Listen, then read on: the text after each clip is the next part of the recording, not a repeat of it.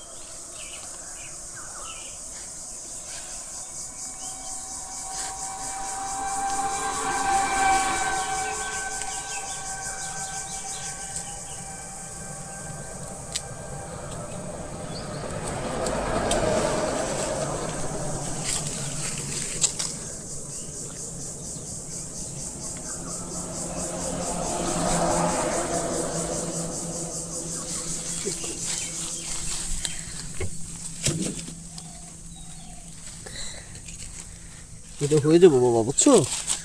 এটা ভিজা মাটি আছে তো, ইনশাল্লাহ হয়ে যাবো।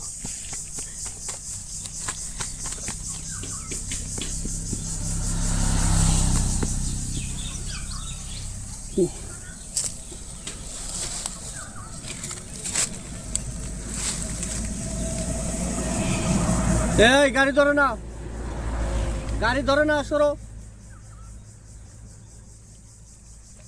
আমার গাড়ির মধ্যে বাইরে আসছে।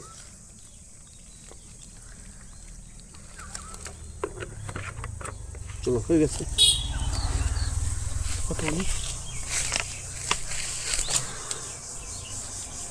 আলহামদুলিল্লাহ, আজকের প্রথম গাছ রোপণ করলাম।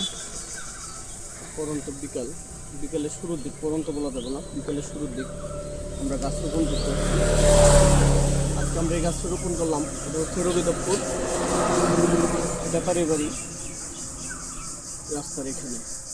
ইনশাল্লাহ এই গাছটা একদম বড় হবে, ফল দিবে। আমরা এটা রক্ষণাবেক্ষণের জন্য মাঝে মাঝে এসে দেখবো, প্রয়োজনে পানি টানি দিব। মেসেজ একটাই, সবসময় একই কথা বলবো, সেটা একটি গাছ হলেও রোপণ করুন, হয় আজ না হয় কাল, যেদিন পারেন, যখন পারেন, যখন মনে চায়, অন্ততপক্ষে একটি গাছ হলেও রোপণ করুন। চারা পান না, সমস্যা নেই। দেখেন কোন গাছের ডাইল থেকে গাছ, সেই গাছের একটা ডাইল ভেঙে আরেকটা জায়গায় পুঁতে দেন, আরেকটা জায়গায় ওই গাছটা রোপণ করলে, ডাইলটা রোপণ করলে কী হবে, আরেকটা বৃক্ষ হবে। হ্যাঁ, যেমন সবুজ হবে প্রকৃতি, তেমনি ফল ফুলে ভরে উঠবে। আল্লাহ হাফেজ, দোয়া করবেন আমাদের জন্য, আমরা যেন এই কাজ অব্যাহত রাখতে পারি।